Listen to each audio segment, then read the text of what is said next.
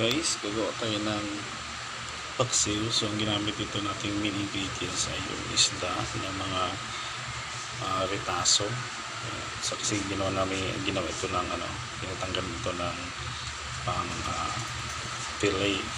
So ito yung mga retaso guys, or tinik ng isda. So gagawin natin ito ay paksiw na adobo. So dito naman sa kabila guys, ito yung ating gagamit ng ingredients: sibuyas, bawang, syempre may tayo ditong paminta at asin. Kasi tayo guys sa pag mix ng ating ingredients. So dito lang ibabak ko itong ating bawang. Sobrang sarap nito guys kasi ito yung malinamnam na part ng isda. So mix lang natin to sa ibabaw. Pati yung ating sibuyas na white onion na ginamit ko dito guys. So,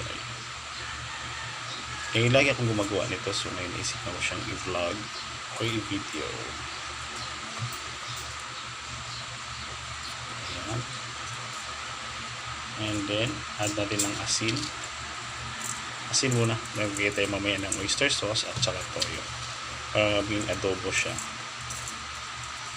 Tapos add tayo ng paminta, yung buo ang gagamitin ko dito guys para feel natin yung adobo talaga.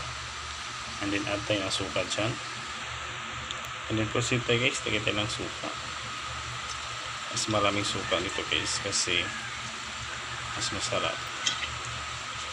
Ito ng konti.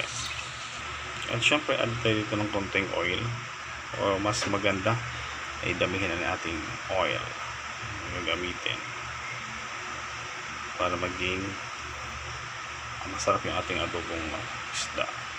At syempre, sarang natin sa ating kalan. Buksan natin yung ating gas. Ayan. Tatakpan natin yan guys. Cover natin. Balikan natin ito mamaya guys. And dito guys, mag-add tayo ng toyo.